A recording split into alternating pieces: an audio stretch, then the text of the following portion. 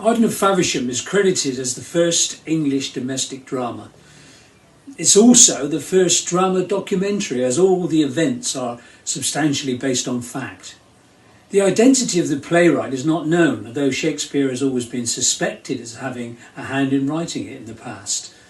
However, in the last few weeks, evidence has come to light which appears to prove that Shakespeare, along with Thomas Watson, were co-authors. The play was first registered in 1592, about the time that Shakespeare wrote his first play, Henry VI, Part 2. The events on which the play is based occurred 40 years earlier in the home of Thomas Arden, who was then the Mayor of Faversham. The play relates to the true events leading up to the murder of Thomas Arden by his wife Alice and her accomplice Mosby and others. It is a drama of passion, violence, infidelity, jealousy and incompetence. It's also quite funny. The Lindley version sets the action in the present day, as the themes are timeless.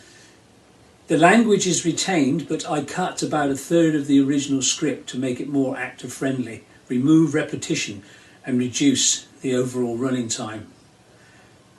This production was chosen by the Royal Shakespeare Company as one of their plays in the Open Stages project. Oh, by the way, Arden's house is still there in Abbey Street, Faversham. You will get a glimpse of it in the opening sequence.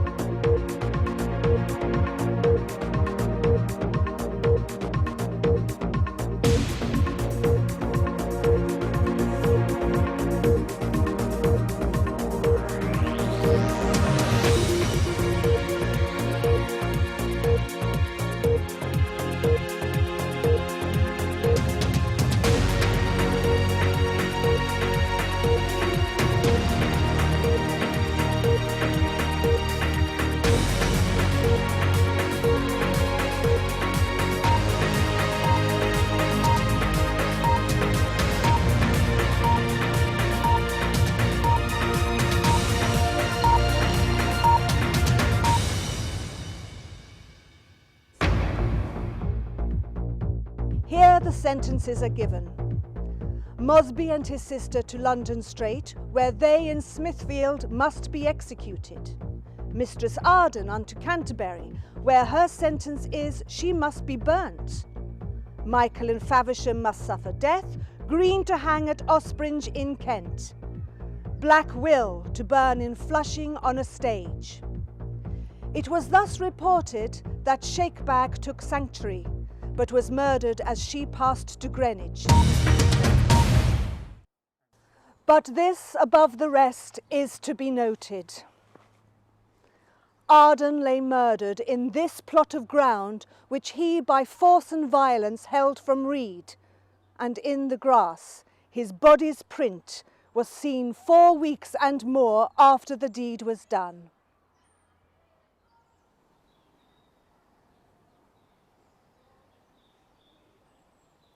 We hope you'll pardon this naked tragedy, wherein no points are foisted in to make it gracious to the ear or eye, for simple truth is gracious enough, and needs no other points of glossing stuff.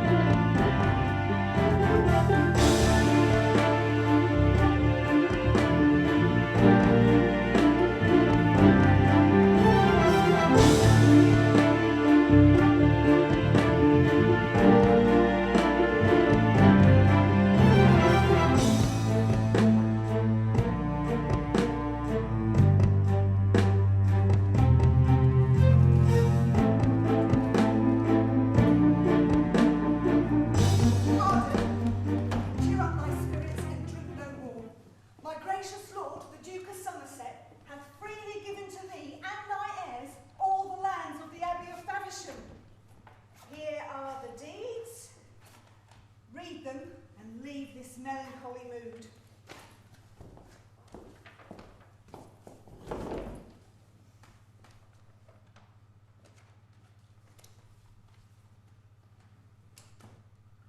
Franklin, thy love prolongs my weary life, and but for thee, how odious were this life. Love letters pass twixt Mosby and my wife, and they have privy meetings in the town. Nay, on his finger did I spy the ring which at our marriage day the priest put on. Can any grief be half so great as this? Comfort thyself, sweet friend. 'Tis not strange that women will be false and wavering. Aye, but to dote on such a one is monstrous, Frankie, and intolerable. He's a botcher who crept into service of a nobleman and by his fawning and flattery has now become the steward of his house and bravely jets it in his silken gown. No nobleman will countenance such a peasant. Yes, the Lord Clifford, he that loves not me. I am by birth a gentleman of the blood, and that injurious ribald who attempts to violate my dear wife's chastity shall, on the bed which he thinks to defile, see his dissevered limbs and sinews torn. Be patient, gentle friend. Entreat her fair. Sweet words are fittest engines to race the flint walls of a woman's breast. In any case, be not too jealous, nor make no question of her love to thee. But presently take leave with me to London all this term. For women, when they may, will not, but being kept back, straight grow outrageous. Though this abhors for reason, yet I'll try it. Call her forth and presently take leave. Now, Alice! Husband, wouldn't mean you to get up so early. Summer nights are short, and yet you rise ere day. Had I been awake, you had not risen so soon. Sweet love, thou knowest that we two, of it like, have often chid the morning when he came to peep, and often wished that dark night's purblind steeds would draw her by the purple mantled back and cast her in the ocean of her love. But this night, sweet Alice, thou hast killed my heart. I heard thee call on Mosby in thy sleep. 'Tis like I was asleep when I named him, for being awake he comes not in my thoughts. Aye, but you started up, and suddenly instead of him called me about the neck. Instead of him? Why, who was there but you? And where but one is, how can I mistake? Arden, leave to urge her over far. No, love, there's no credit in a dream. Let it suffice, I know you love me well. Now I remember whereupon it came. Had we talk of Mosby yesternight? Mistress Alice, I heard you name him once or twice. Then thereof came it, and therefore blame not me. I know. Let it suffice. I must to London presently, sweet Alice. Oh, but tell me, do you mean to be there long? No longer there till my affairs be done. He will not stay above a month at most. A month? Ay me, sweet Arden, come again within a day or two, or else I die. I cannot long be from thee, gentle Alice. Franklin and I will down under the quay, for I have certain goods there to unload. Meanwhile, make ready my breakfast, for yet ere noon we will away.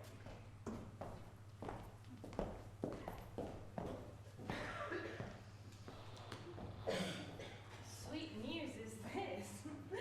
Oh, that some airy spirit would, in the shape and likeness of a horse, gallop with Arden across the ocean and throw him from his back into the waves. Sweet Mosby is the man that hath my heart, and he usurps it, having naught but this, that I am tied to him by marriage. Love is a god, and marriage is but words, and therefore Mosby's title is the best. Whether it be or no, he shall be mine, in spite of him, of Hymen, and of rights. Sweetheart, but tell me, are you angry or displeased? Were you as mad as raving Hercules, I'll see you, and were thy house of force these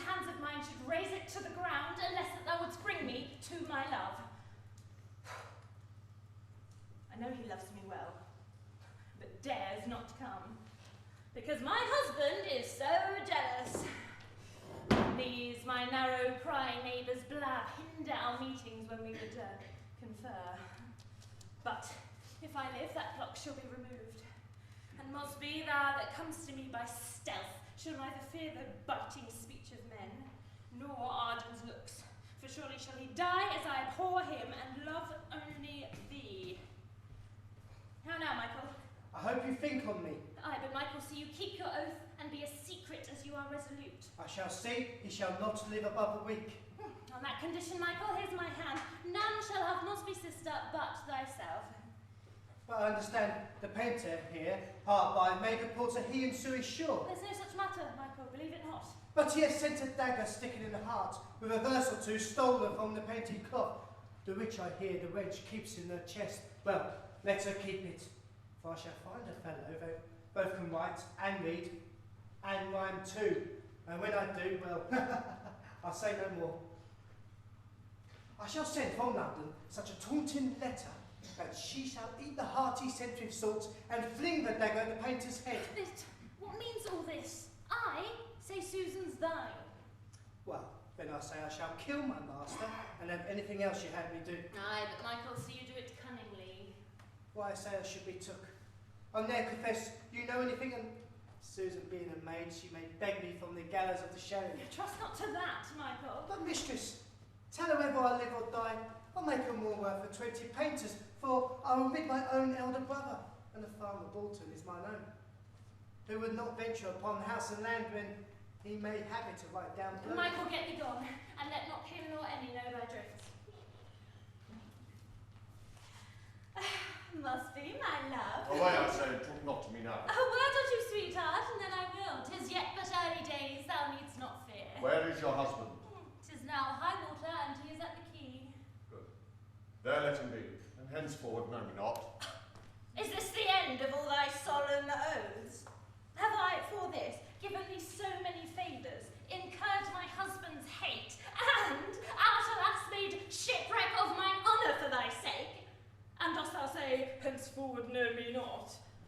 Remember when I locked thee in my closet, what were thy words and mine? Did we not both decree to murder Arden in the night?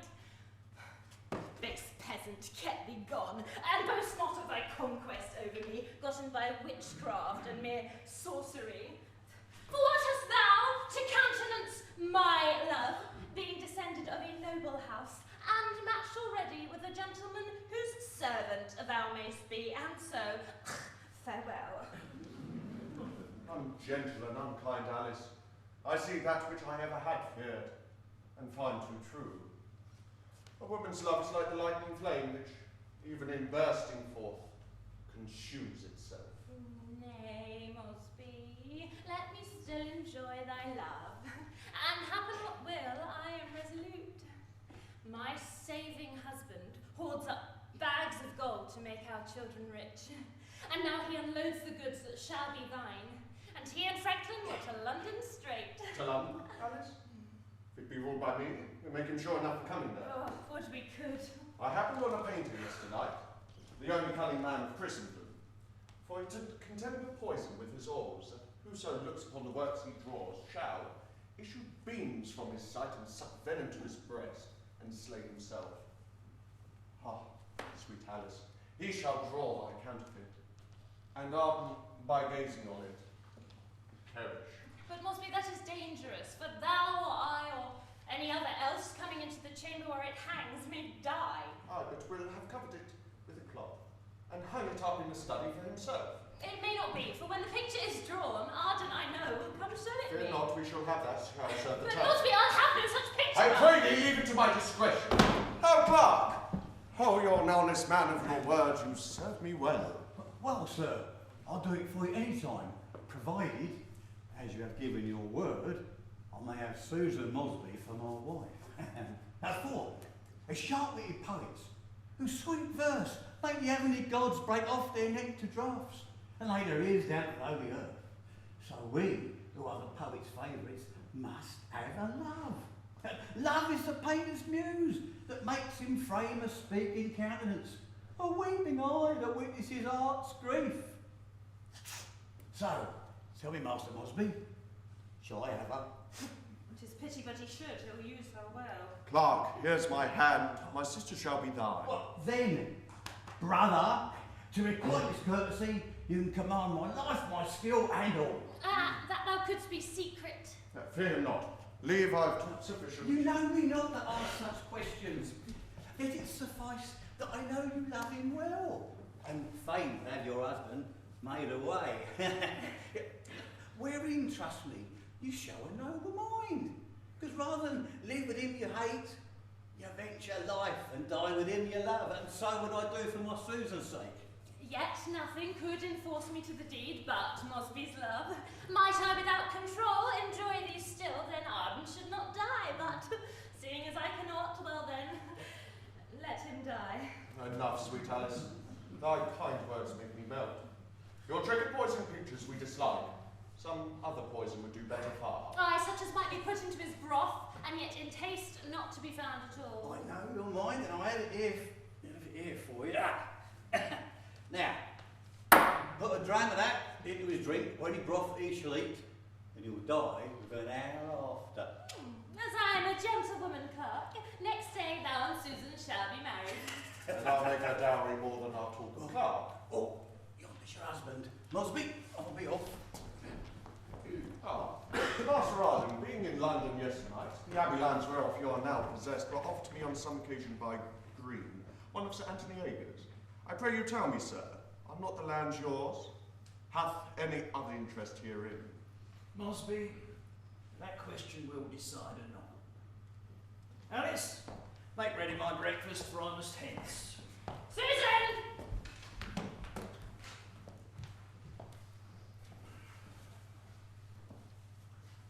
As for the lands, Mosby, they are mine by letters patent from His Majesty. But I must have a mandate for my wife. They say you mean to rob me of her love. Then makest thou in her company. She's no companion for so base a groom. I came not to her, I came to thee.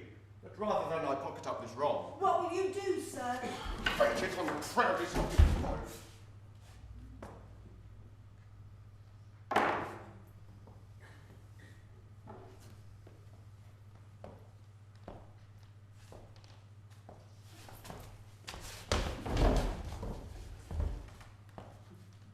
So, Sirrah,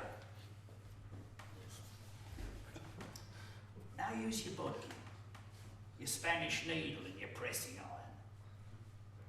But this shall go with me. Mark my words, you good man, Bodger. 'Tis to you I speak. The next time I take thee near my house, instead of legs, I'll make thee crawl on stumps. Oh, Master Arden, you have injured me. I do appeal to God and to the world. Why, canst thou deny thou were a butcher once? Well, measure me what I am, not what I was. Why, what are you now? But a velvet drudge, a cheating steward, and a base-minded peasant. Arden, now thou hast belched and vomited the rancorous venom of thy misformed heart. Hear me but speak, for I intend to live with God and his elected saints in heaven. I never meant more to solicit her, and that she knows, and the whole world shall see. I loved her once. Oh, pardon me, sweet Arden, I could not choose. Beauty fired my heart. But time has quenched these overraging pulses, though I frequent thy house. It is for my sister's sake, and not for hers. Mayest thou enjoy her long. O fire and wrath and vengeance light on me, if I dishonour her or injure thee. Mosby, with these thy protestations, the deadly hatred of my heart is appeased. And now and I'll be friends if this prove true. As for the base terms I gave thee late, Mosby, forget 'em. I had cause to speak when all the knights and gentlemen of Kent made common table talk of her and thee. Who is not touched with slanderous tongues? Then, Mosby, to eschew the speech of men upon whose general brewer all honour hangs, forbear his house. Forbear it? Nay, rather frequent it more. The world shall see that I on a sudden from my house were to confirm the rumour that's grown. I by my faith, so you say true. Therefore will I sojourn here a while until our enemies have talked their fill. And then I hope they'll cease. And I shall lie at London all this term to let them see how light I weigh their words. Husband, sit down. Your breakfast will be cold. Come, Mosby, will you join us? I cannot eat, but I'll sit for company.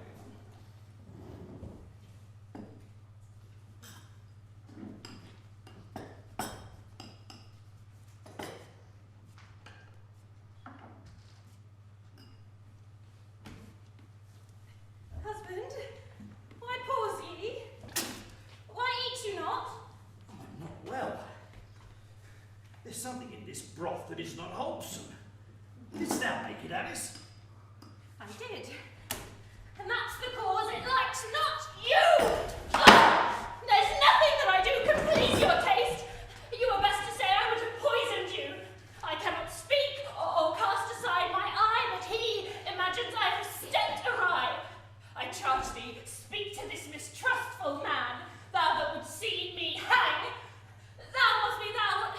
What favour hast thou had more than a kiss at coming or departing from the town? You wrong yourself and me to cast these doubts. Your loving husband is not jealous. Why, gentle Mistress Alice, can I not be ill but you'll accuse yourself? Frankly, I must walk some day. I'll take a little to prevent the worst. Do so, and let us presently take our leave.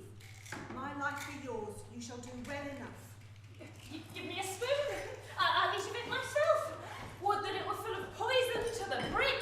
Then should my cares and troubles have an end. Oh, was ever silly woman so tormented? Be patient, sweet love. I mistrust not thee. God will revenge it, Arden, if thou dost. For never woman loved her husband better than I do thee. I know it. Cease to complain. Rest in tears, I answer thee again. Susan, Come, leave this dallying and let us away. loath I am to depart, yet I must go. Wilt thou to London then, and leave me here? If thou love me, gentle Arden, stay. Yet, if thy business be of great import, go. If thou wilt, I'll bear it as I may. But write from London to me every week, nay, every day, and stay no longer there than thou must needs, lest that I die for sorrow. I'll write to thee every other tide. Farewell, sweet Alice, till we meet next. Farewell, husband.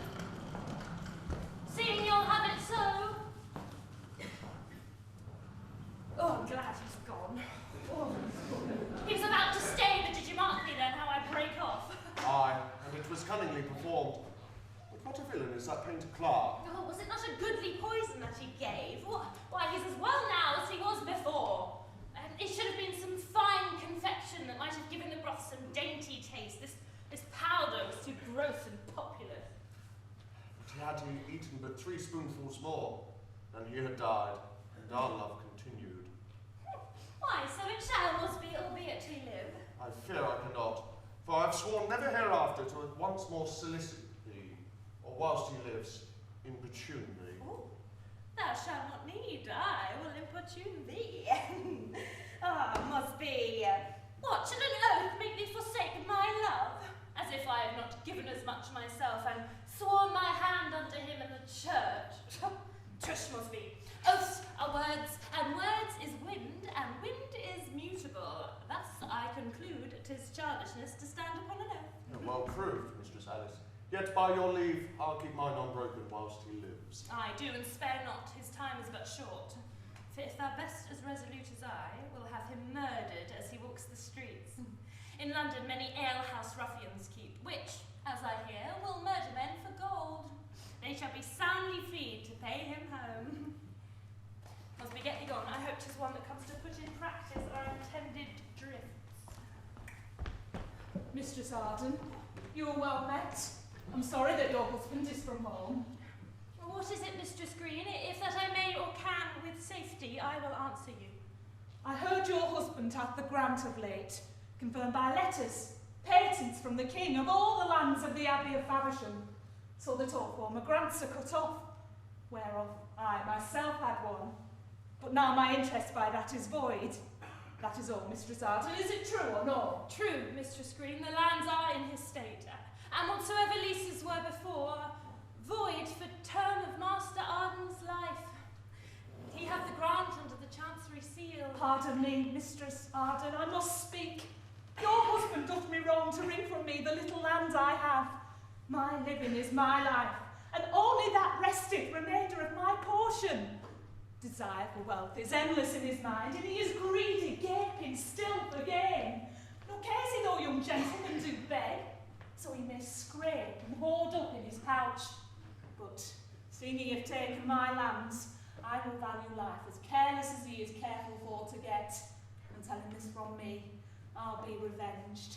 And so as he shall wish the Abbey lands rested still within their former state. Alas, I pity you, and woe is me that any woman should want. God knows 'tis not my fault, but wonder not, though he be hard to others, when, to me, oh, Mistress Green, God knows how I am used. Why, Mistress Arden, can the cracked churl use you unkindly? Respects he not your birth, your honourable friends, nor what you bought? Why, all of Kent knows your parentage and what you are. Mistress Green, be it spoken in secret here, I never live good day with him alone. When he's at home, then I have frowned looks, hard words, and blows to match the men withal. Then rides he straight to London. There he revels it among such filthy ones as counsels him to make away his wife. Thus live I daily in continual fear, in sorrow, so despairing of redress, as every day I wish with hearty prayer that he or I were taken forth the world. Now trust me, Mistress Alice, it grieveth me so fair a creature should be so abused. Why, who'd have thought a civil sir so sullen? He looks so smoothly. Buy upon him, churl, and if he lives a day, he lives too long. I shall be the woman shall set you free from all this discontent. And if the churl deny my interest and will not yield my lease into my hand, I'll pay him home, whatever hap to me. But speak you as you think. Aye, God's my witness, I mean plain dealing, for I'd rather die than lose my land. Then, Mistress Green, be counselled by me. Endanger not yourself for such a churl, but hire some cutter for to cut him short, and his 10 to wager the withal. When he is dead, you shall have 20 more, and the lands whereof my husband is possessed shall be entitled as they were before. Will you keep promise with me? Or count me false and perjured whilst I live? Then here's my hand. I'll have him so dispatched. I'll look to London straight. I'll thither post and never rest till I've compassed it. Till then, farewell. Good fortune favour all your forward thoughts, and to whomsoever attempt the deed a happy hand I wish. And so, farewell.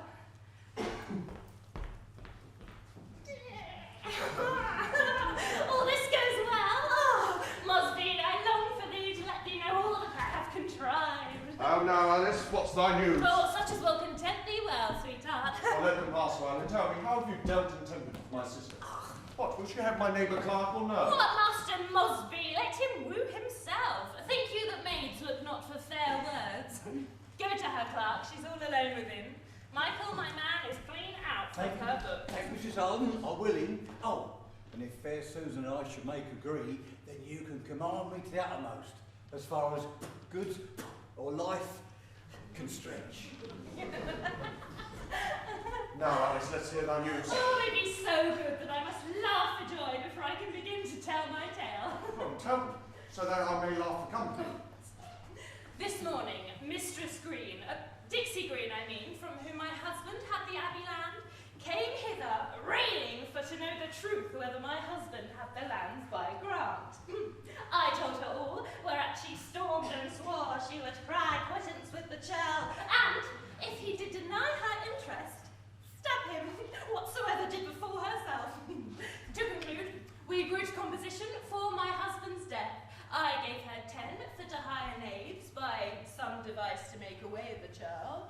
When he is dead, she should have 20 more and repossess her former lands again. On this we agreed, and now she is ridden straight to London for to bring his death about. But to call you this good news, Aye, sweetheart, be they not? 'twere cheerful news to hear the child were dead. Trust me, sweet Alice, I take it personally that you'll be so forgetful of our state, recount it to every brew. What, to acquaint each stranger in our drifts, chiefly in case of murder, is a sure way to make it open unto Arden himself, and bring thyself and me to ruin both. Forewarned, forearmed. He who threats his enemy lends him a sword to guard himself withal. I did it for the best. Oh, seeing it is done, cheerily let it pass. You know this green. Is she not religious? A woman, I guess, of great devotion. She is. Seeing it is done, cheerily let it pass. We'll quiet all, whatever is amiss. Now, Clark, have you found me false? Did I not plead the matter hard for you? You did. What? Will it be a match? A match you face, sir. The day is mine. The painter lays his colours to his love. The pencil draws no shadows in his love. Ah, Susan is mine.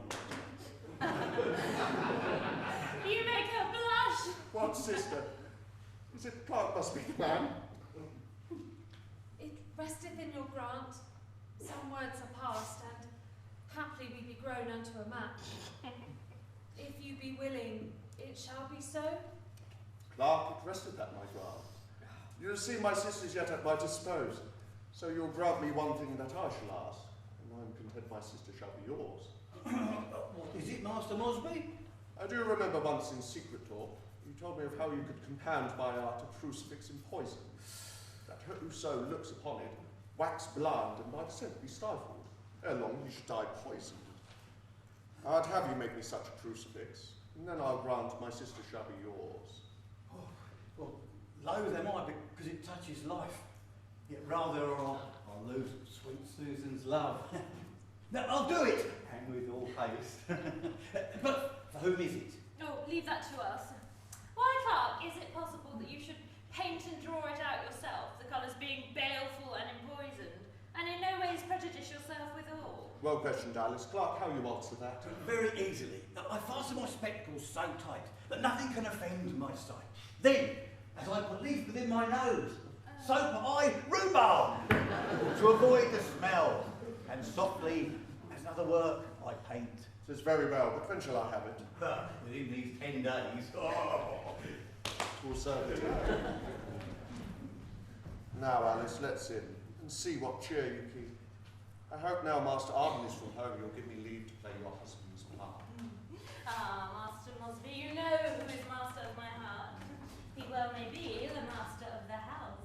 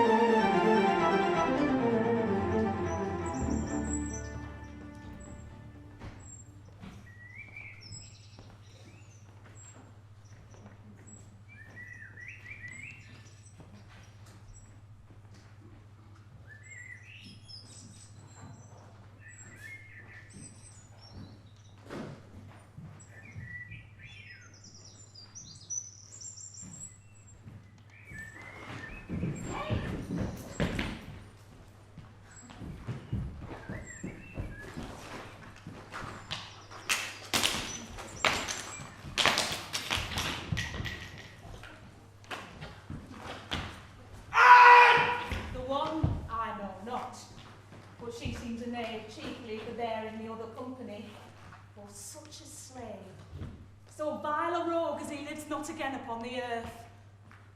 Black Will is his name. I tell thee, Mistress Alice, at Boulogne he and I were fellow soldiers where he played such pranks as all the camp feared him for his villainy. Lo, I warrant you, he bears so bad a mind that for a crown he'll murder any man. The fitter he is for our purpose, marry. How now, Mistress Green? Whither away so early?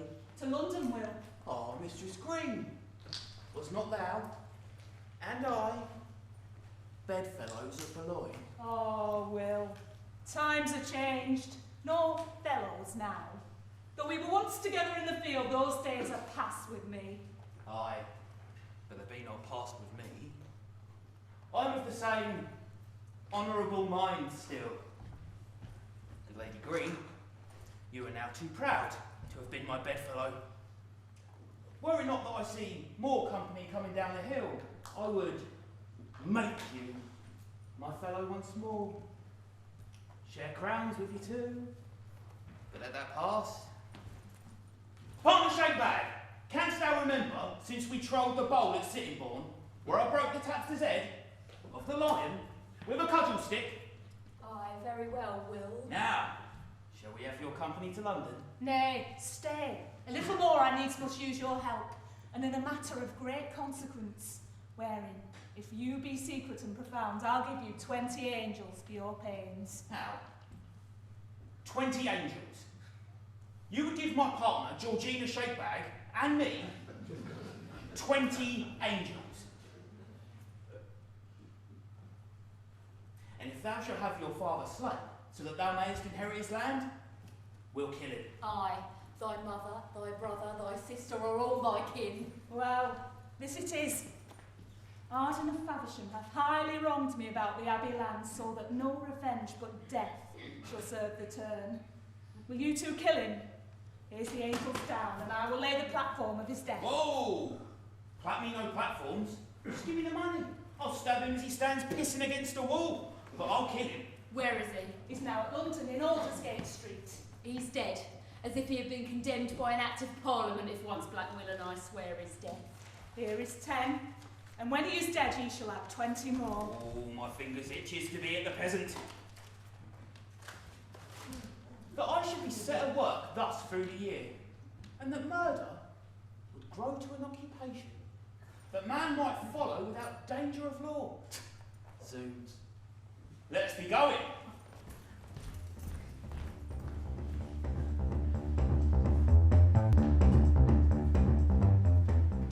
I have written such a letter that will touch the painter, and thus it is.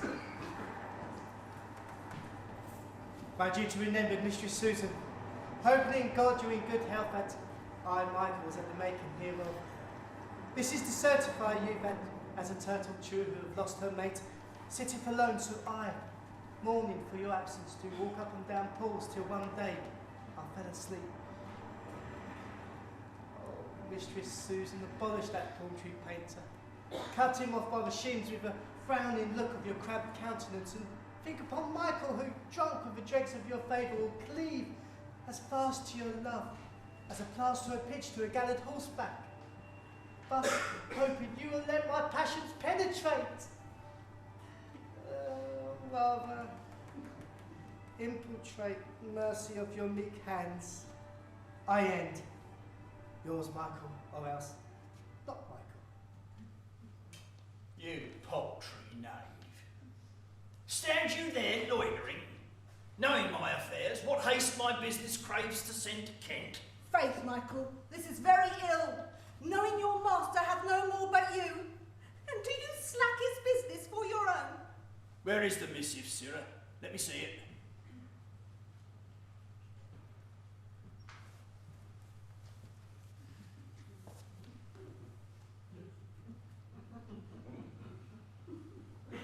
Oh, see, Frankie. Here's proper stuff. Susan, my maid, the painter, and my man, a crew of harlots, all in love, forsooth. Sirrah, let me hear no more of this, nor for thy life write once to her a word. Wilt thou be married to so base a trull? 'Tis Mosby's sister. Come on once at home, I'll rouse her from staying in my house. Come, Frank, let's go walking pause.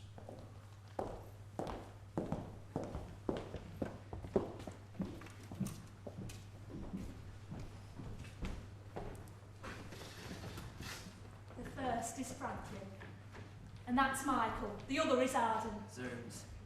I'll kill 'em all three. Nay, sir, touch not Michael in any case, but stand close, and take your fittest standings, and at his coming forth, speed him.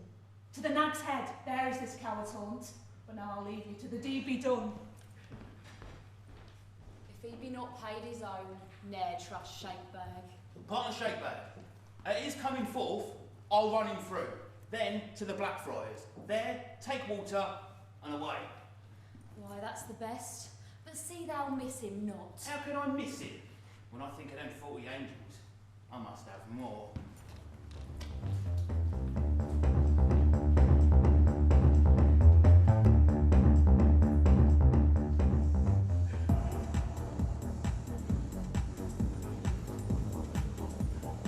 We'll tame you over. Zoos. I'm tame enough already. Ho, ho, ho, ho, ho.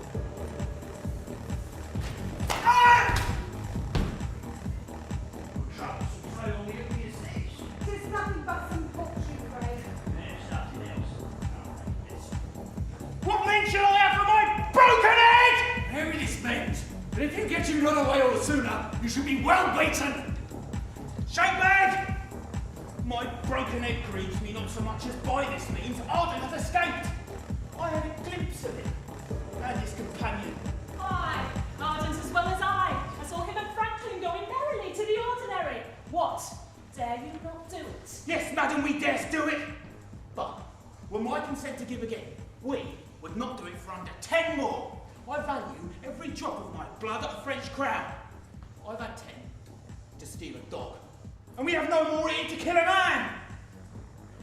But bargain is a bargain. So forth, you should do it yourself. I pray thee, Will. Make clean thy bloody brow and let us bethink of some other place where Arden may be met with handsomely. Remember how devoutly thou wast sworn to kill the villain. Think upon thine oath. Yeah, I have broke 500 oaths. But wouldst thou charm me to effect this deed? Tell me the goal. My resolution's thee. Say thou seest Mosby kneeling at my knees, offering me service for my eye attempt. And sweet Alice Arden, with a lap of crowns, comes with a lowly curtsy to the earth. From hence, now will I wash this bloody stain till Arden's heart be panting in my hand. Well, that's well said. But what saith Shakebag? I cannot paint my valour with words, but give me place and opportunity. Such mercy as the starving lioness when she is dry-sucked of her eager young, shows to the prey that next encounters her. On Arden, so much pity would I take. So shall it fare with those of firm resolve. And now, seeing that this accident of meeting him at Paul's hath no success, let us bethink of some other place where Arden may be met with handsomely. See, yonder comes his man. And what you want, the foolish knave's in love with Mosby's sister, and for her sake, whose love he cannot get unless Mosby solicit his suit. The villain hath sworn the slaughter of his master. We will question him, for he may stead as much. How now, Michael, whither are you going? My master hath new sub to go to prepare his chamber. Where sought Master Arden? And the nag's head. How now, Shakebag? What black will? God's dear lady, how chance your face so bloody? Go to, Sirrah. There is a chance in it. This sauciness in you will make you be knocked. Nay, if you be offended, I'll be gone. Stay, Michael! You may not escape this soul. Michael, I know you love your master well. Why, so I do. Wherefore urge you that? Because I think you love your mistress better. So you think not I, but say our faith, what if I should? Come to the purpose, Michael. We hear you have a pretty love in Faversham.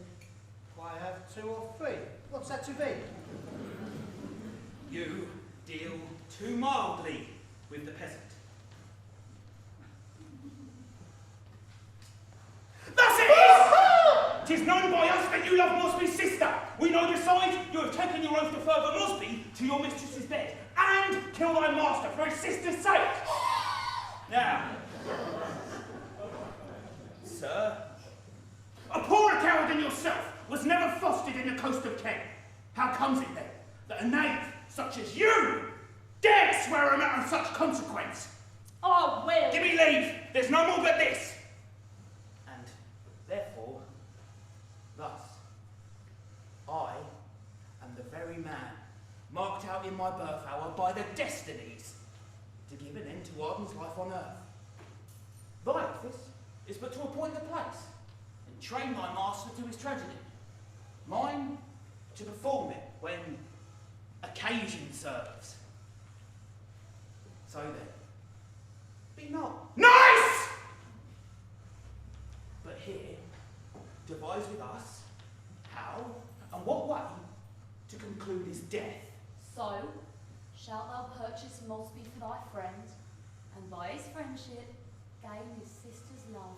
So shall thy mistress be thy favourer, and thou disturband of the oath thou made.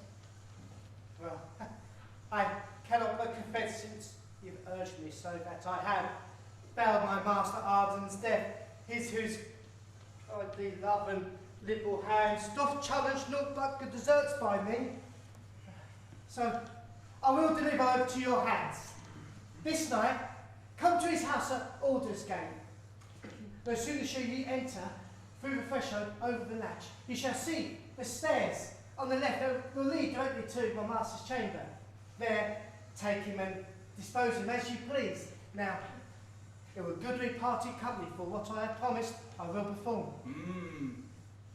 Should you deceive us, 'twould go wrong with you. I will accomplish all I revealed. Come, let's go drink. Collar makes me dry as a dog. Oh, harmless Arden, how hast I misdone that? Thus my gentle life is levelled at. Thou hast many good turns thou hast done to me. Now, must I quittance with betraying thee, so have I sworn to Mosby and my mistress, and so have I promised to the Sultan, and if I do not deal currently, their lawless rage will take revenge on me. Let pity lodge where feeble women lie. I am resolved. Arden needs must die.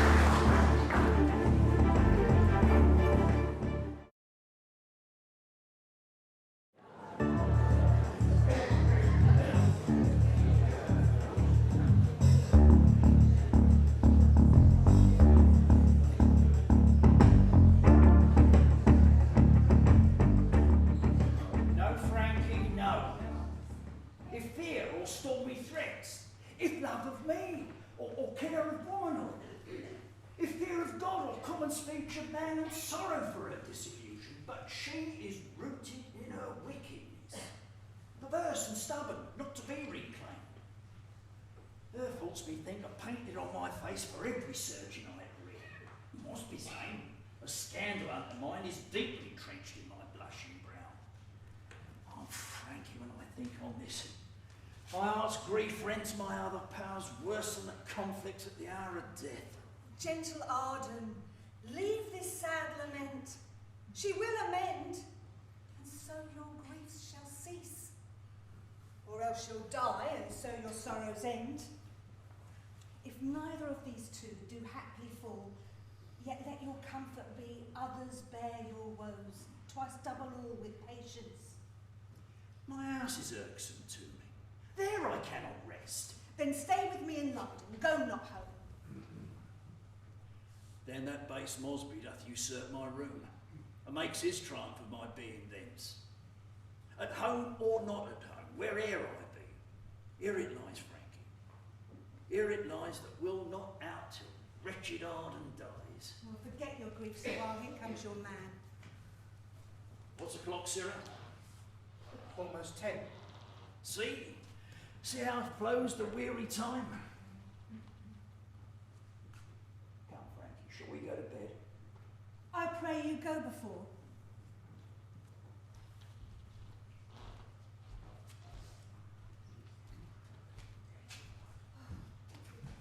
What a hellish, fretful jealousy. What pity-moving words, what deep-fetched sighs, what grievous groans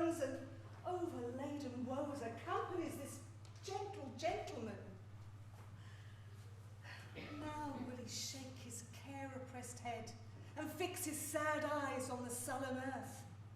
Ashamed to gaze upon the open world, now will he cast his eyes up towards the heavens, looking that ways for redress of wrong.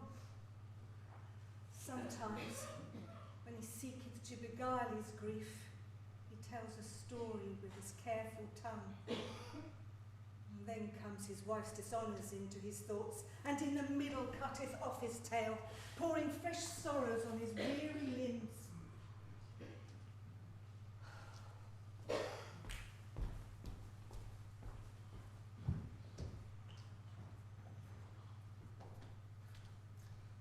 The mistress, she has forced me with an oath, for Susan's sake, which I may not break. For that is nearer than the master's love. Oh, that grim-faced fellow, pitless black wheel and shank bag. Two ruffians have never lived in Kent. Have sworn to my death. If I infringe my vow, dreadful thing to be considered of. Methinks I see them with their balsed hair, staring and grinning in thy gentle face, and in their ruthless hands their daggers drawn, insulting over thee the peck of oaths. And whilst thou, submissive and pleading for relief, art mangled in their earthly instruments, methinks I hear them ask where Michael is. And pitless Blackwell, he cries, "Stab the slave, the peasant will detect the tragedy!" And the wrinkles in his foul, death-threatening face gape open wide like graves to swallow men. My death to him is but a merriment. He will murder me to make him sport.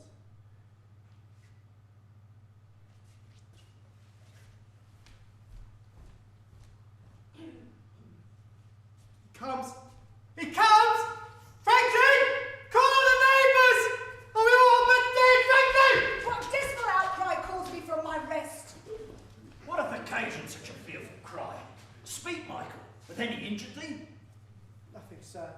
But as I fell asleep, upon the threshold leading to the stairs, I had a fearful thought.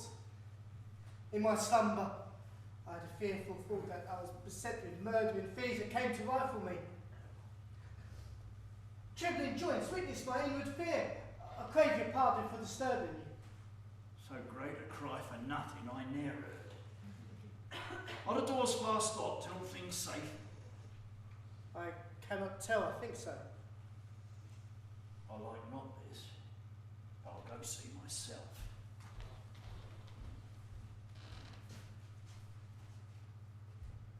Ne'er trust me, but all the doors were unlocked. This negligence not half contenteth me. Get you to bed, and if you love my favour, let me have no more such pranks as these.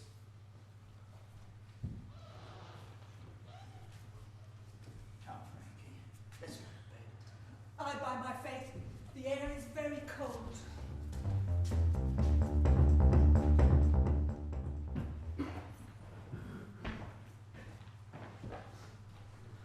Black night hath hid the pleasures of the day, and sheeting darkness overhangs the earth. And with the black fold of its cloudy robe obscures us from the eyesight of the world, in which sweet silence, such as we, triumph. The lazy minutes linger on their time as though to give due audit to the hour, till in the watch our purpose be complete, and Arden sent to everlasting night. Green, get you gone, and linger here about, and at some hour hence come to us, where we will give you instance of his death. Speed to my wish, whose will Sir Were says no. But now I'll leave you for an hour or two. I tell thee, Shakebag, when this thing were done, so heavy I can scarce go. This drowsiness in me bodes little good. How now, Will? Nay, then let's to sleep, when bugs and fears shall kill your courage for their fancy's work. Shakebag, thou mistakes me. Much. And wrongs me too in telling me of fear. Were it not a serious thing we go about, it should be slipped till I fought with thee, to let thee know I am no coward. I tell thee, Shakebag, thou abusest me. Why, Thy speech betrays a thinly kind of fear, and savours of a weak, relenting spirit. Go forward now in that we have begun, and afterwards tempt me when thou darest. And if I do not, then heaven cut me off! But let that pass. And show me to this house, where thou shalt see I will do as much as shake bag. This is the door.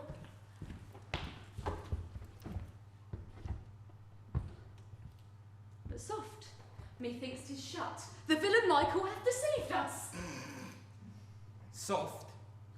Let me see shake bag.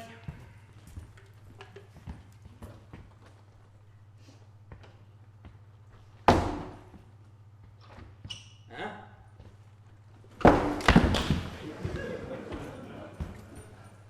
Tis shown deep. Knock! Maybe the slave will hear.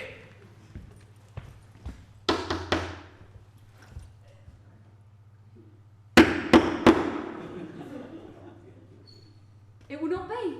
The white-livered peasant has gone to bed and laughs us both to scorn. He shall buy his merriment, as dear as coy shall ever bought on in sport!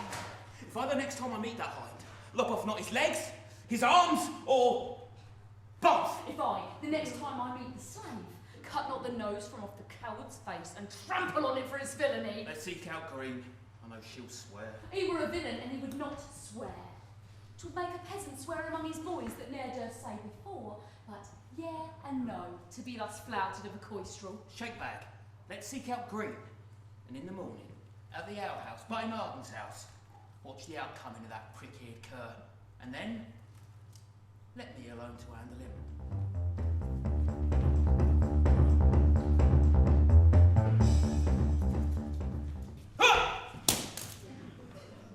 Draw shake bag! Is that villain Michael? First, Will, let's hear what he can say. Speak, milksop slave, and never after speak.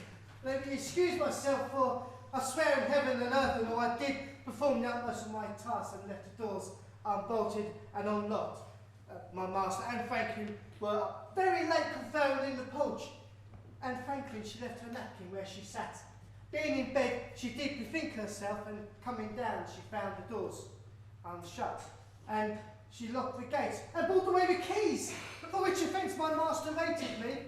But I'm going to see what flood it is, for the tide my master will away, where you may front him on and rain him down, a place well fitting for such a stratagem. Your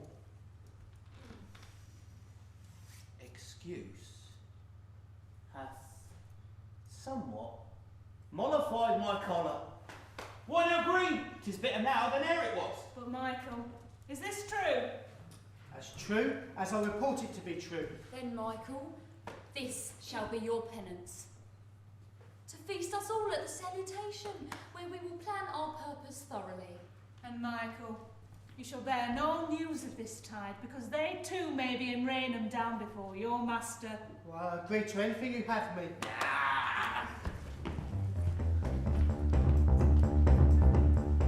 Disturbed thoughts drives me from company, and dries my marrow with their watchfulness. Continual trouble of my moody brain nips me, as bitter northeast wind doth check the tender blossoms in the spring. My golden time was when I had no gold, though then I wanted, yet I slept secure. My daily toil begat me night's repose. My night's repose made daylight fresh to me. But since I climbed the top bough of the tree and sought to make my nest amongst the clouds, each gentle, stirring gale does shake my bed and make me dread my downfall to the earth. But needs must stop, although to dangerous gate, though perish thou by that decree. For green doth ear the land and weed thee up to make my harvest nothing but pure corn. Then is there Michael, and the painter too, chief actors in Arden's overthrow. Yet Mistress Arden still lives. But she is myself, and holy church rites make us two, but one.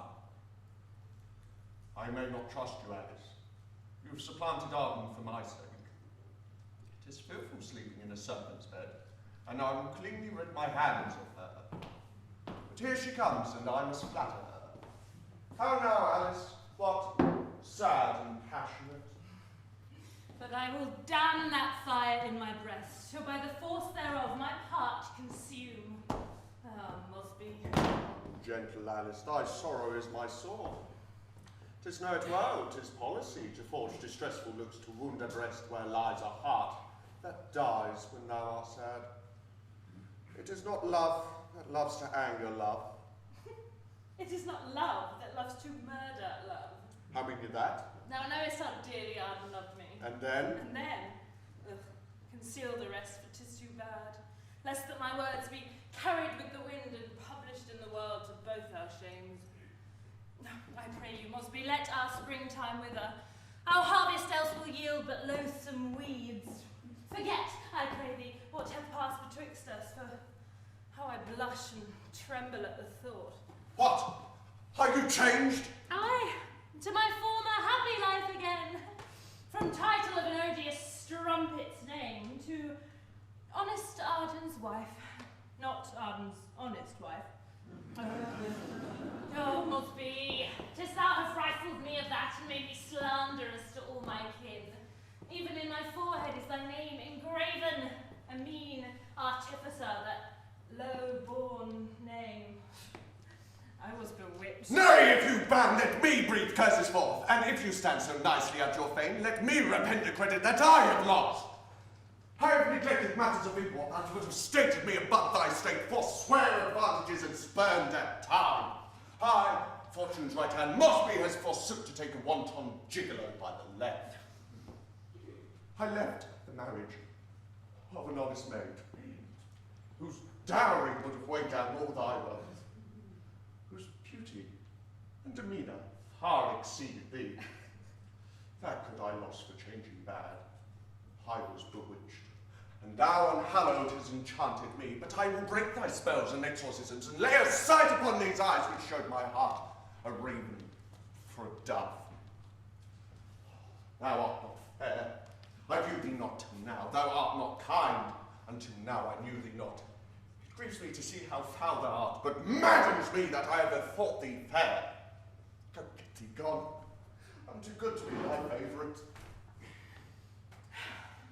Aye. Now I see, and too soon find it to be true, which often hath been told me by my friends, that Mosby loves me not but for my wealth, which to incredulous I never believed. Look on me, Mosby, or I'll kill myself. Nothing shall hide me from thy stormy look. If thou cry war, there is no peace for me. I will do penance for offending me. Wilt thou not look? Is all thy love overwhelmed? Wilt thou not hear? What malice stops thine ears? Why speakst thou not? What silence ties thy tongue? And I deserve not Mosby's muddy looks. Be clear again, I'll never more trouble thee. Oh, now I'm a base artificer. My wings are feathered for a lowly flight. Thine Mosby not for £1,000. Make love to you, 'tis unpardonable. We beggars must not breathe where gentles are. Sweet Mosby is as gentle as a king, and I too blind to judge him otherwise. Flowers do sometimes spring in fallow lands, weeds in gardens, roses grow on thorns. So whatsoever my Mosby's father was, himself is valued gentle by his worth. Ah, how you women can insinuate. Clear a trespass with your sweet set tongues.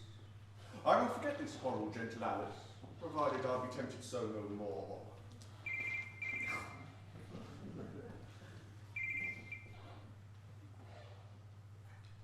We thank our neighbour Green. They have missed their purpose at London, but will perform it by the way. How likes my love the tenor of this? Well, were their date completed and expired? Would that it were. Then begins my happy hour. Till then my bliss is mixed with bitter gall. Come, let's in and shun suspicion. Aye, to the gates of death to follow thee.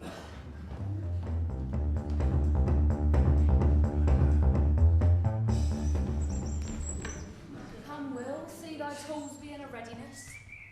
Is not thy powder dank, or will thy flint strike fire? then ask me if my nose will be on my face, or if my tongue will be frozen in my mouth. Zoos. Here's a coil. You best swear me on how many pistols I have took in hand, or whether I love the smell of gunpowder, or dare abide the noise the dog will make, and will not wink, at the flashing of the fire.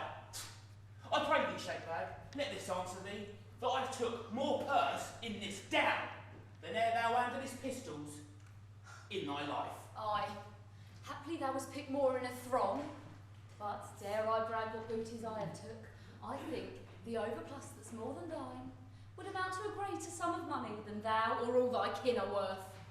Zoons, I hate them as I hate a toad and scarce a hurting weapon in their hand. Green! Intolerable. It is not for mine honour to bear this. Why, Shakebag, I did serve the king at Boulogne, and thou can brag of nothing that thou hast done. Why, so can Jack of Faversham, when he sounded for a fillip on the nose, when he that gave it him hallowed in his ear, and he supposed a cannon bullet hit him. Oh! Oh!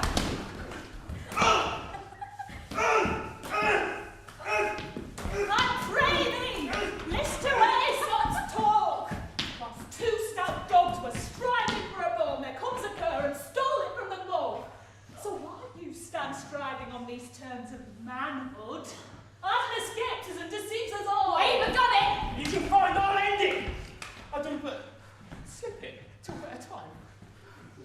Well, take your bitter standings and once more line well your twigs to catch this wary bird.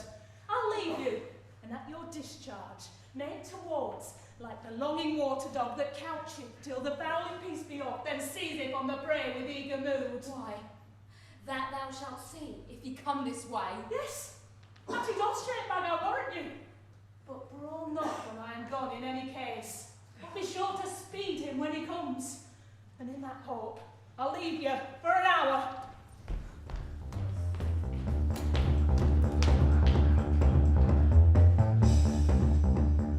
The devil break all your neck at foreland! Zoons, I could kill myself, but very anger! His lordship chops me in, even when my blade is levelled at his arm. I would his crown were molten down his throat. Arden, thou hast wondrous holy luck. Did ever a man escape as thou hast done? What? Is he down? Is he dispatched? Aye, in health, towards Faversham to shame us all. The devil he is! Why, sir, how escaped he? When we were ready to shoot, comes my Lord Cheney to prevent his death. Oh, the Lord of Heaven hath preserved him. Preserved a fig? The Lord Cheney hath preserved him. Oh, and bids him to a feast, to his house at Shawlow. But by the way, once more I'll meet with him, and if all the Cheneys in the world say no, I'll have a bullet in his breast tomorrow. Therefore, come Green, let us to Faversham. Aye, excuse ourselves to Mistress Arden, or else she'll chafe when she hears of this. Why, I'll warrant you she'll think we dare not do it. Why, then let us go and tell her all the matter. Plot the news to cut him off tomorrow. See how the hours, the garden of heaven's gate, hath by their toil removed the darksome clouds. The soul may well discern the travelled path where any wont to guide his golden car. Yeah, the season fits. Come, Frankie, let's away. I thought you did pretend some special hunt which made you thus cut short the time of rest. It was no chase that made me rise so early, but as I told thee yesternight, to go to the Isle of Sheppey to dine with my Lord Cheney, for so his honour late commanded me. Aye, such kind husbands seldom want excuses. Home is a wild cat to a wandering wit. The time hath been, would God it were not past, that honour's title or a lord's command could once have drawn you from these arms of mine. Yet my deserts or your desires decay, or both. Yet if true love may seem desert, I'll merit still to have thy company. I pray you, sir, let her go along with us. I'm sure his honour will welcome her and us the more for bringing her along. Content. No, begged favour merits little thanks. If I should go, our house would run away, or else be stolen. Therefore I'll stay behind. Nay, see how mistaken you are. I pray thee go. No, not now. And let me leave thee satisfied in this. that time, nor place, nor person alter me, but that I hold you dearer than my life That itself. will be seen by your quick return. Farewell, sweet Alice. Do you mind to sup with thee? Michael. But I am not ready, for I have lost my purse with 36 shillings in it. I pray you, go before, while he stays behind to seek his purse. Go to, sirrah. See you follow us to Shepley to my Lord Chambers, where we meet at dine. So farewell after you, for before you lies Blackwell and Shake Bag in the broom close. Too close to you, for there be your ferryman to Longholm. But who is this? The painter, my co-rival, backward need with Mistress Susan. Hi, Michael. How does my mistress and all at home? Who? Susan Mosby, she's your mistress too? Aye. How does she and all the rest? All's well, but Susan, she is sick. Sick? Of what disease? A great fever. A fear of what? A great fever. A fever? God forbid. Yes, faith. And of a rogue too, as big as yourself. Oh, Michael. The spleen prickles. Go to you carrying over Mistress Susan. Aye, faith. To keep her from the painter. And why more from a painter than from a serving creature like yourself? Because you painters paint but a painting table of a pretty wench and spoil her beauty with blotting. What mean you by that? You paint lambs in the lining of a wench's petticoats, and we, serving men, we put horns on them to make them sheep. Such another word will cost you a cuff or a knock. Faith, of a dagger made of a pencil. 'Tis too weak. Thou too weak to win Susan. Susan's love lay upon this stroke.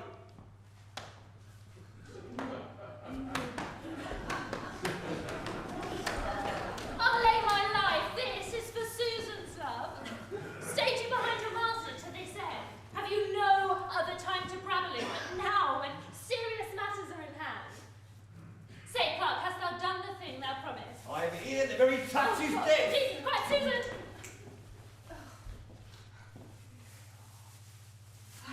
Then this, I hope, if all the rest do fail, will catch Master Arden and make him wise in death, that lived a fool.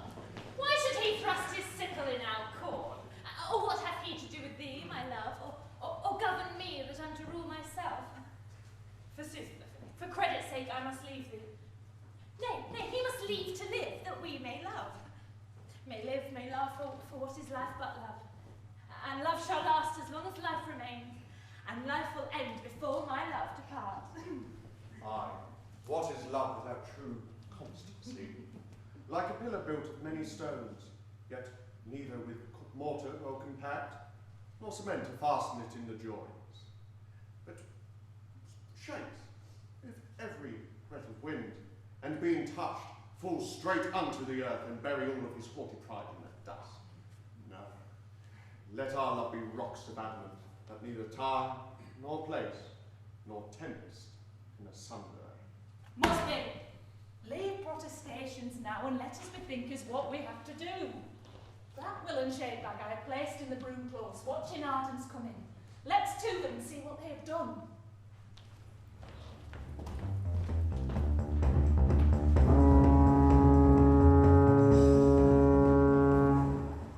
Oh, very man, we're out there. Here. Go before to the boat, and I will follow you. I pray you come away, we have great haste. Oh, flying, what a mist it is. This mist, my friend, is mystical. Like to a good companion's smoky brain that were half drowned with new ale overnight. 'Twere a pity but his skull were open to make more chimney room. Friend, what's thy opinion of this mist? I think 'tis like to a cursed wife in a little house that never leave her husband till she have driven him out at doors with a wet pair of eyes. Then looks he as if his house were afire, or some of his friends dead.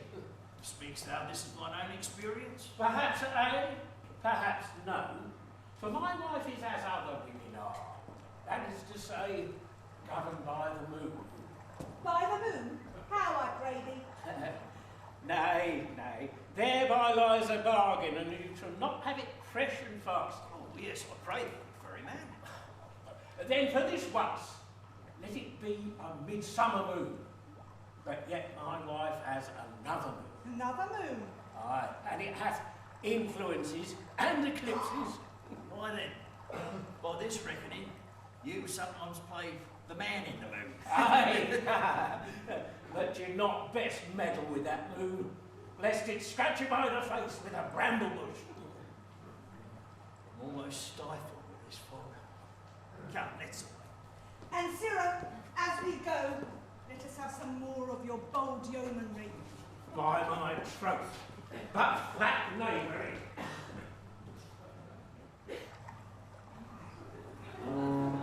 Will, where art thou? Here I am, Shakebag. Almost in hell's mouth, where I cannot see my way for smoke. I pray thee, speak still, so we may meet by the sound. For I shall fall in some ditch or other, lest my feet see better than my eyes. Didst thou ever see better weather to run away with another man's wife? Or play with a wench at Potfinger? No. This were a fine world for chandlers if this weather would last. For a man should ne'er dine nor sup without candlelight. But, Cyril Will, what are those who passed? Why? Didst thou hear? Why, that I did. Oh, my life for thine! 'Twas Arden and his companion, then all our labour's lost. Nay, say not so. For if it be they may haply lose their way as we have done, and we may by chance meet with them again. Come, let's go on like a couple of blind pilgrims. Why, how now? You're well enough, sir, to go without a guide in such weather as this.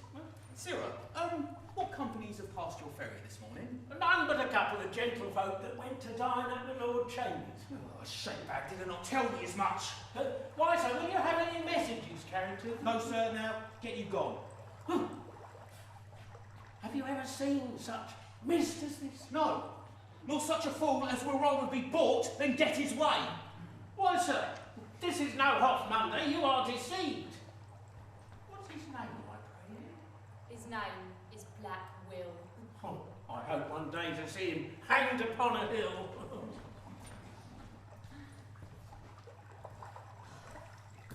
See how the sun hath cleared the foggy mist, now we have missed our mark of intent. Black Will and Shakebag, what make you here?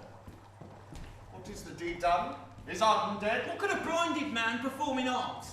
Saw you not how till now the sky was dark, that neither horse nor man could be discerned? But they escaped you then and passed the ferry? Aye, for a while.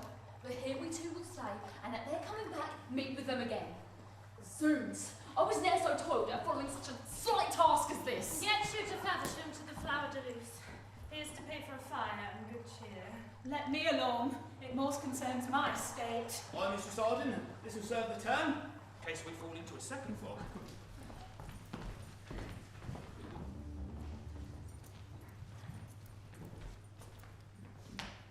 Green, when was I so long you killing a man? I think we shall never do it. Let us give it over. Nay, Zoons.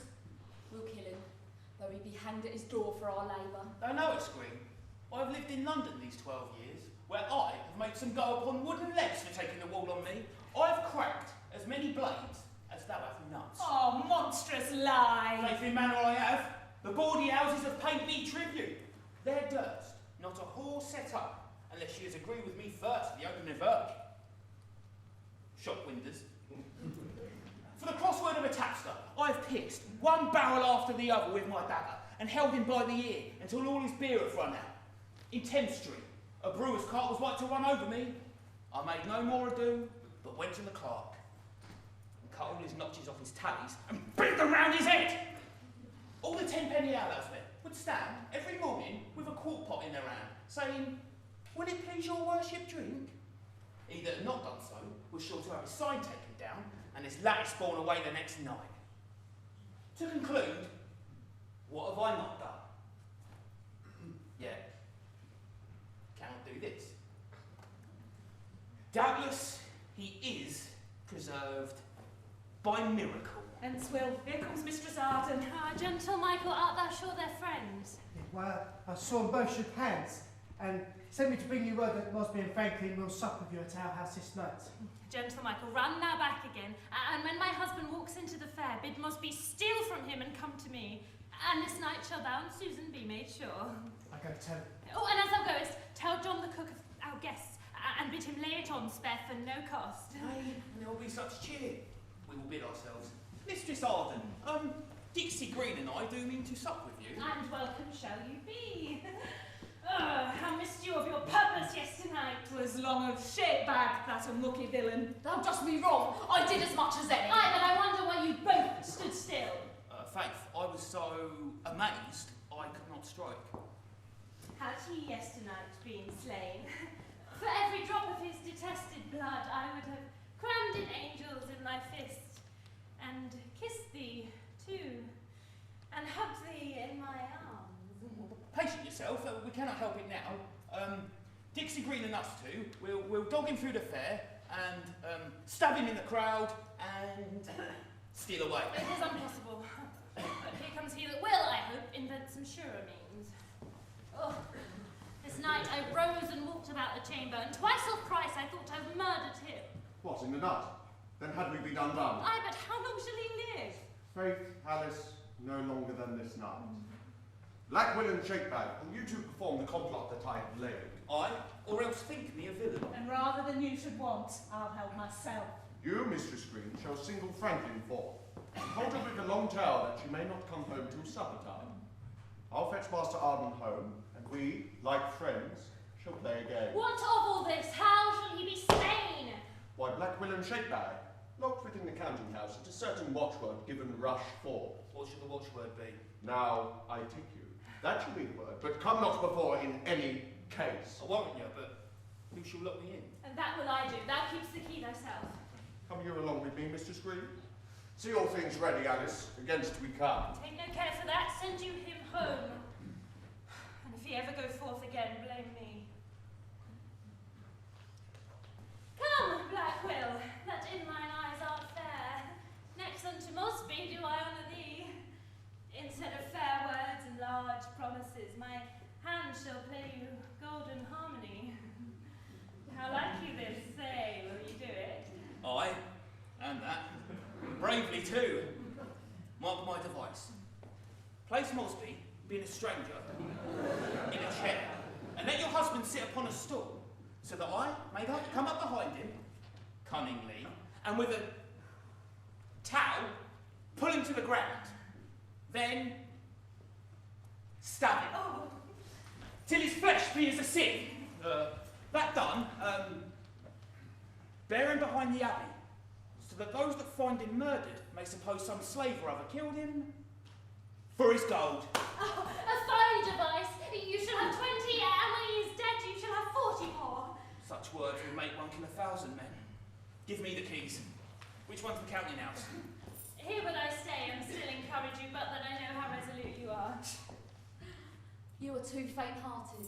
We must do it.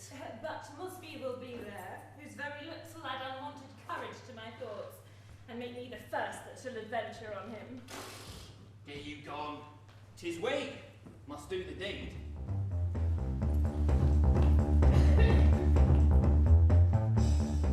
Ah, would he were here that it might open. I shall no longer be closed in Arden's arms. Mosby's arms shall compass me, and were I a star, I would have none other spheres but those. There is no nectar but in Mosby's lips. Had chaste Diana kissed him, she, like me, would grow lovesick, and from her watery bower fling down Endymion and snatch him up. Then blame not me that slay a silly man not half so lovely as Endymion. Mistress, Master's coming hard by. Who goes with him? Nobody but Mosby. That's well, Michael. Susan, fetch in the wine! Michael, stand before the counting house door. Why so? Blackwell is locked within to do the deed. What, shall he die tonight? Aye, Michael. Shall Susan not know it? Aye, for she'll be as secret as ourselves. That's brave. But Michael, hark to me a word or two. When my husband comes in, lock the street door. He shall be murdered ere the guests come in.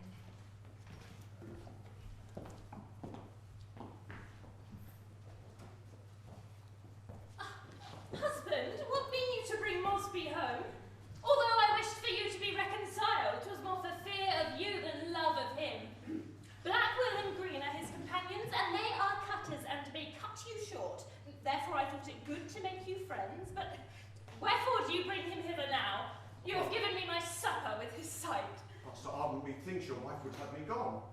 No, good Master Mosby. Women will be prayed. Alice, bid him welcome. He and I are friends. You may enforce me to it if you will, but I had rather die than bid him welcome. His company have purchased me ill friends, and therefore will I never frequent it more. Ah, how cunningly she can dissemble. Now he is here, you will not serve me so. I pray you be not angry or displeased. I'll bid him welcome, seeing you'll have it so. You are welcome, Master Mosby. Won't you sit down? I know I'm welcome to your loving husband, but for yourself you speak not from your heart. And if I do not, sir, think I have cause. Pardon me, Master Arden, I'll dip away. No, Master Mosby. We'll have guests enough, though you go hence. I pray thee, Master Arden, let me go. I pray thee, Master Mosby, let her craver fill. The doors are open, sir. You may be gone. Nay, that's a lie, for I've locked the doors. Susan, fetch me a cup of wine. I'll make 'em friends. I pray you meddle with that you have to do. Alice, how can I do too much for him whose life I have endangered without cause? 'Tis true, and seeing 'twas partly through my means, I am content to drink to him for this once. Here, Master Mosby, and I pray you, from this day be you as strange to me as I to you. Your company have purchased me ill friends, and I, for you, God knows, have undeserved been spoken ill of in every place, and therefore henceforth frequent my house no more. I'll see your husband in despite of you. Yet, Master Arden, I protest. Now she'll see me more than after this night. I'll go to Rome rather than be forsworn. I'll have no such vows made in my house. Yes, I pray you, husband, let him swear, and on that condition, Mosby, pledge me here. Aye, as willingly as I mean to live. Come, Alice, is our supper not ready yet? It will, by then you have played a game. Come, Master Mosby. What should we play for? 3 games for a French crown, so please you. Yeah, consent.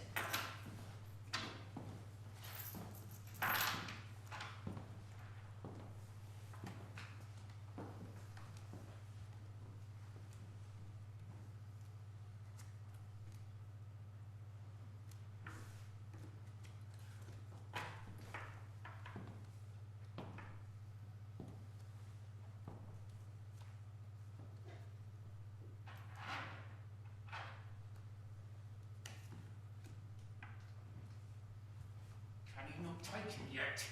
What spite is that? Not yet will, take heed he see thee not. Ah, Master Arden, now I can take you. Michael! Mosby, Alice, what will you do? I'm going to take you up, sir! Nothing else? It's for the Spanish needle, I'm telling you. What? Groans thou? Kneel and give me the weapon. Take this for hindering Mosby's love and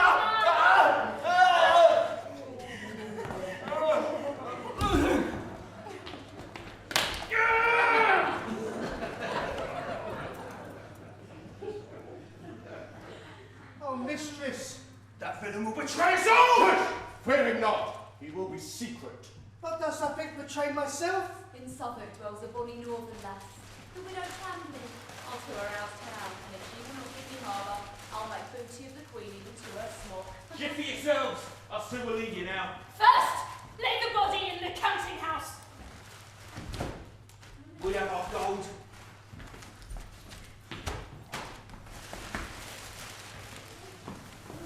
Ah! Mistress Alice! Adieu. Mosby, farewell. Michael, farewell too.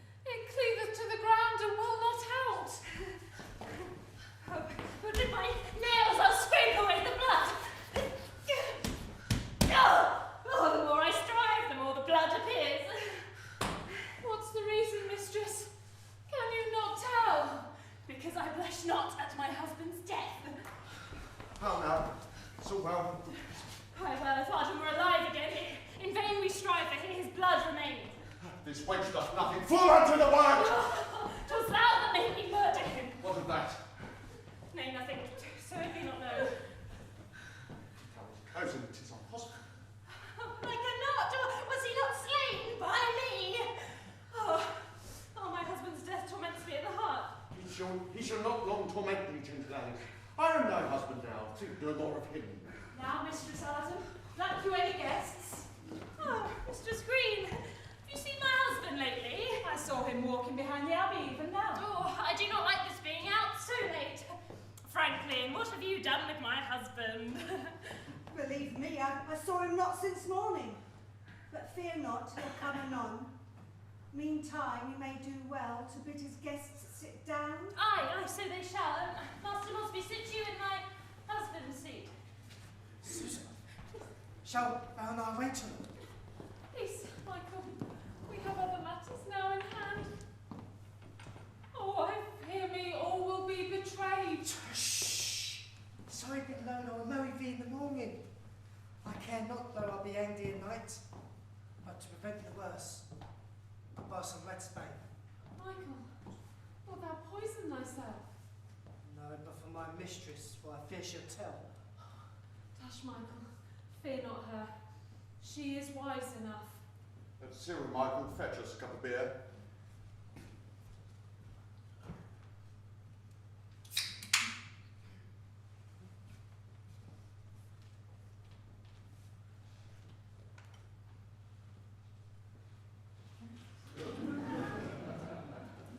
Mistress Arden, here's to your husband. Oh, my husband. Oh. Ails you, woman, to cry so suddenly? Some qualm came over my heart. My husband being forth torments my mind. I know something's amiss. He is not well, or else I should have heard of him ere now. She will undo us through her foolishness. Fear not, Mistress Arden, he's well enough. Oh, damn not me, I know he is not well. He was not wont for to stay thus late. Mistress Franklin, I pray you go and seek him forth, and when you find him, send him home to me, and tell him what a fear he hath put me in. I like not this. I pray God all be well. I'll go and seek him out and find him if I can. Michael, how shall I do to rid the rest away? Leave it to my charge, let me alone. Go, Susan, bid my brother come. Oh, but wherefore should he come? There is naught here but fear. Stay, Susan, stay, and help to counsel me. Alas, I fear counsel it frights away my wits. Then they open the counting house door and look upon Arden. See, Susan, where thy master lies, sweet Arden smeared in blood and filthy gore. My brother, you and I shall rue this deed.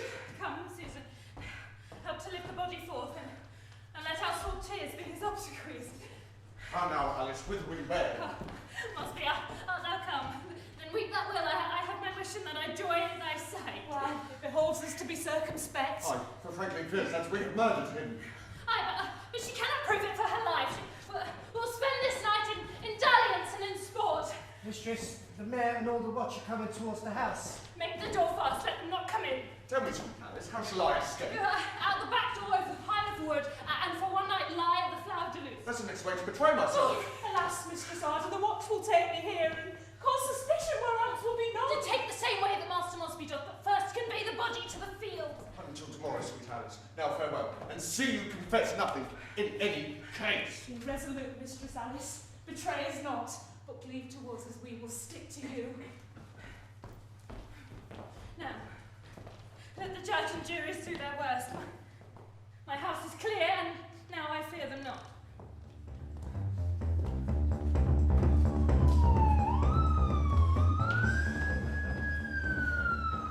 As we wait, it snowed all the way, which makes me fear our footsteps will be spied. Peace, fool, the snow will cover them again.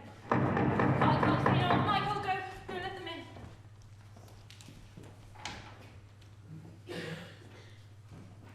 How now, Master Mayor? Have you brought my husband home? Saw him coming to your house an hour ago. You are deceived, it was a Londoner. Mistress Arden, know you not one that is called Black Will? I know none such. What mean these questions? The council's warrant to apprehend him. Oh, I'm glad it is no worse. Why, master, may I think you I harbour any such? We're informed that here he is. So excuse us, therefore we must search. Aye, do search through every room. Why, my husband had told me would not offer this. Mistress Franklin, what mean you come so sad? Arden, thy husband and my friend is slain. By whom? Mistress Franklin, can you tell? I cannot, but behind the abbey, there he lies murdered in most piteous case. Mistress Arden, are you sure 'tis he? I am too sure, would God I were deceived. Find out the murderers, let them be known. Aye, so they shall. You, come along with us. Wherefore? Know this hand towel and this knife. Oh, Michael, through thy negligence thou hast betrayed and undone us all. So afraid I knew now what I've done. I thought I'd thrown them both into the well. It is the pig's blood we had for supper, but wherefore stay you? Find out the murderers. I fear me you'll prove one of them yourself. Why, one of you, what mean these questions? I fear me he was murdered in this house, then carried to the fields, where from that place, backwards and forwards, you may find the prints of many feet within the snow. And look about this chamber where we are now, and you shall find part of his guiltless blood. Look at the place where he's wont to sit. See? See? His blood is too manifest. It is a cup of wine that Michael shed. Aye, truly. It is his blood which, strumpet, thou hast shed. But if I live, thou and thy accomplices, which have conspired and wrought his death, shall rue it. Mistress Franklin, God and heaven can tell I loved him more than all the world beside. But bring me to him, let me see the body. Bring that villain, and Mosby's sister too. Then one of you to the Flower de Luce to seek for Mosby and apprehend him too.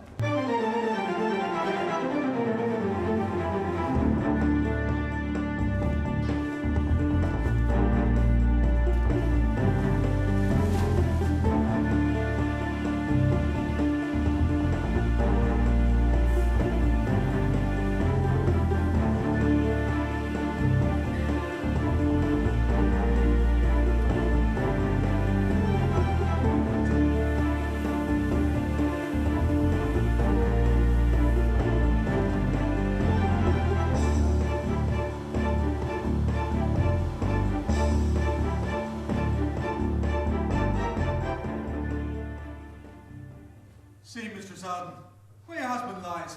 Confess this foul fault and be penitent. Ah, sweet Arden, what shall I say? The more I speak, the more he bleeds. This blood condemns me, and in gushing forth speaks as it falls and asks me why I did it. Forgive me, Arden, I repent me now. And would my death save thine, thou shouldst not die. Rise up, sweet Arden, and enjoy thy love. And frown not on me when we meet in heaven. In heaven I love thee, though on earth I did not. Say, Mosby, what made thee murder him? Do not study for an answer.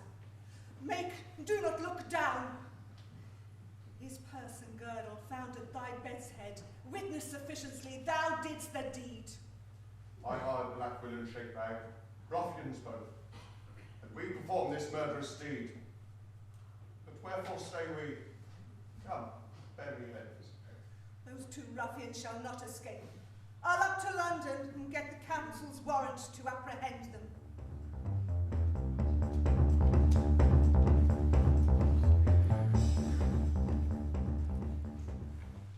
The widow Chambly in her husband's days I kept, and now he's dead, she's grown so stout she won't know her old companions. I came thither, thinking to have had arbour as I was wont, and she was ready to thrust me out the doors. But whether she would or no, I got me up. and as she followed me, I spurned her down the stairs and broke her neck. And I cut her tapster's throat. And now I'm going to fling him in the Thames. I have the gold. What care I though it be known? I'll cross the water and take sanctuary.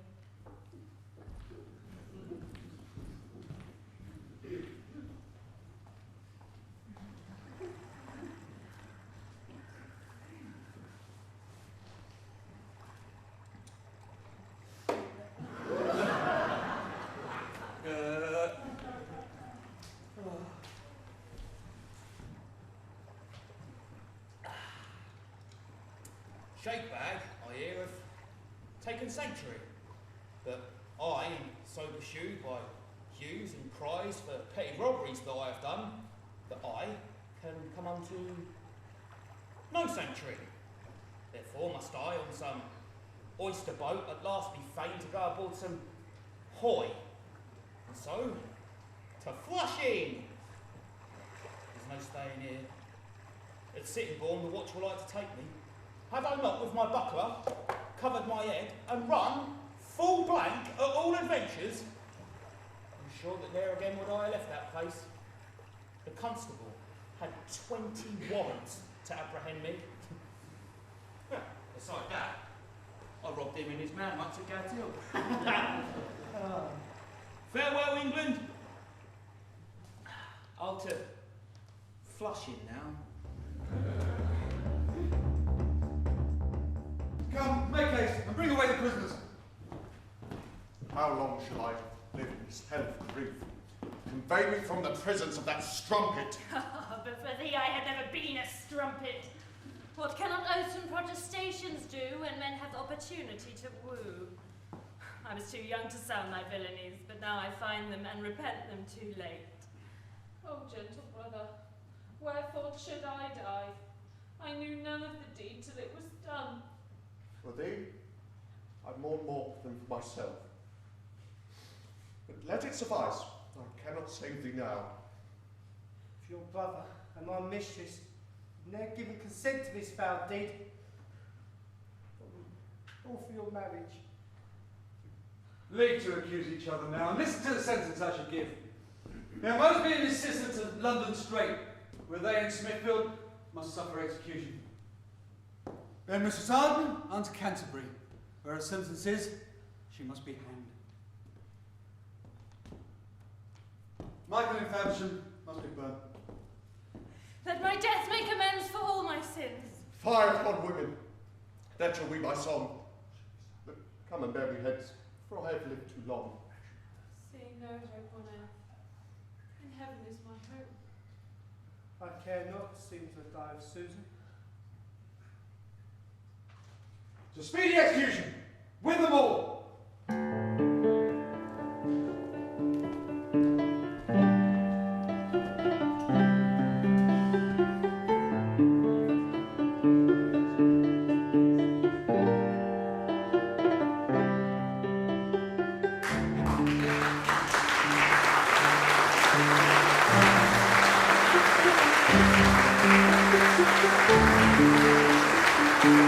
Thank you.